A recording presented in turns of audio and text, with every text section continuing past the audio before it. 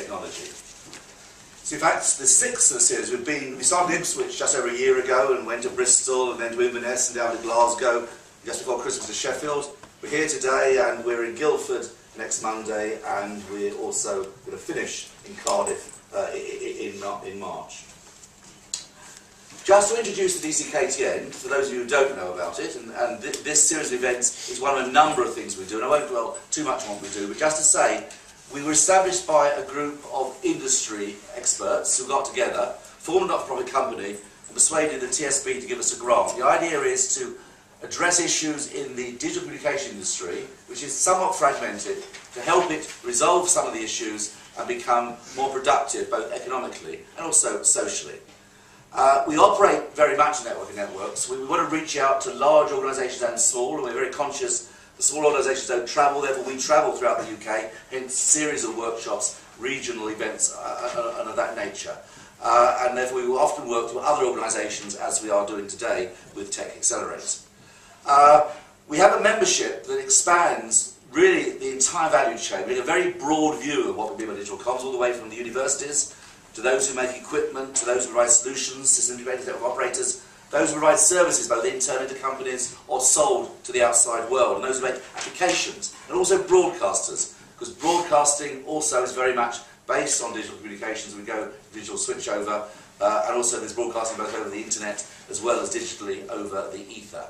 And we also work closely, very importantly, with adjacent sectors, because digital comms has transformed much of our lives. It's transformed the financial industry for the good or the bad, and it's poised to transform other industries, such as health with assisted living and telecare, such as transport with intelligent transport, energy, smart grids. There are numerous things out there, and we try and bring the communities together, the digital communication community and those who are specialists in those particular adjacent industries, because unless they work together, we can't find solutions. And many of our problems of how do you find solutions using all the technology that's there. There's so much technology in our regime. It's not a case of promoting new ones, as other KTNs do.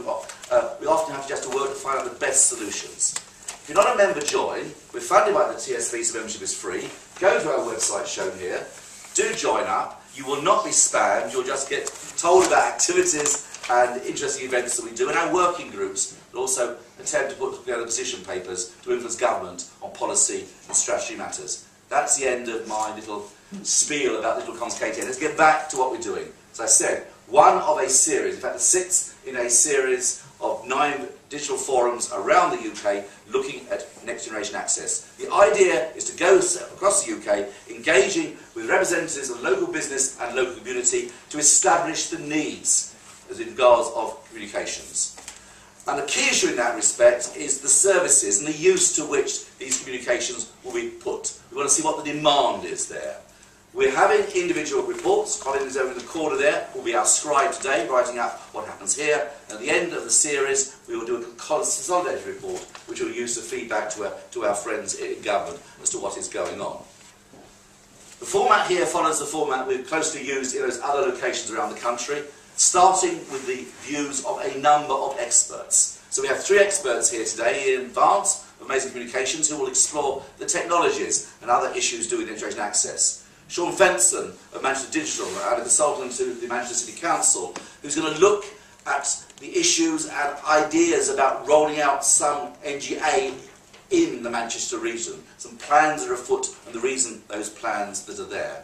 We'll also look at Keith Jones, who will be addressing the opportunity for next generation access in the region. Can you make money out of it? Things like that. That will be the time of the day when we will have break for discussion to look at the requirements. Then I ask that you look at the requirements rather than technologies, so we can address the requirements for next generation access.